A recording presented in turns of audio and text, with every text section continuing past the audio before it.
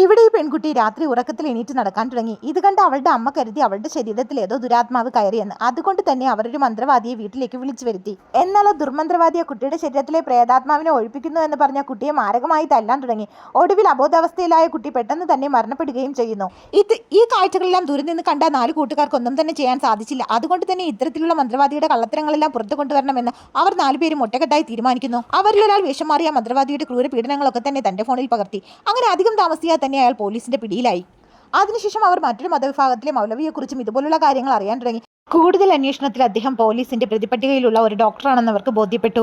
അതുകൊണ്ട് തന്നെ അദ്ദേഹത്തിന്റെ സത്യാവസ്ഥ കണ്ടെത്തണമെന്നവർ തീരുമാനിക്കുന്നു. അതേസമയം ജനങ്ങൾക്ക് അദ്ദേഹത്തെ വളരെയധികം വിശ്വാസമായിരുന്നു. തങ്ങളുടെ ശരീരത്തിൽ കുടികൊള്ളുന്ന ആത്മാവിനുമായി സംസാരിക്കാൻ അദ്ദേഹത്തിന് സാധിക്കുമെന്നവർ വിശ്വസിച്ചു.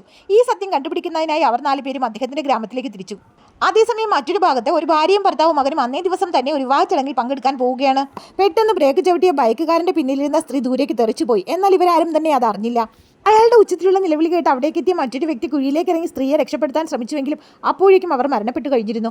എന്നാൽ അവരുടെ കണ്ണുകൾ ആരെയോ തുറിച്ചു നോക്കി ഭയപ്പെടുന്നത് പോലെയാണ് അയാൾക്ക് മനസ്സിലായത്. ഇതൊന്നും അറിയാത്ത കൂട്ടുകാർ 4 പേരും മന്ത്രവാദിയെ തേടി അയാളുടെ അടുത്തെത്തി. അപ്പോഴേക്കും അവിടെ ആ യുവാവും ഉണ്ടായിരുന്നു. പെട്ടെന്ന് ഇവർ 4 പേരെ കണ്ടപ്പോഴും അയാളുടെ സ്വഭാവം മാറി. ഒരു നിമിഷത്തേക്ക് നിശബ്ദനായി അവർ 4 പേരെയും നോക്കിയ ശേഷം അലറി വിളിച്ചുകൊണ്ട് ആ വ്യക്തി അവർക്ക് നേരെ പാഞ്ഞെടുത്തു.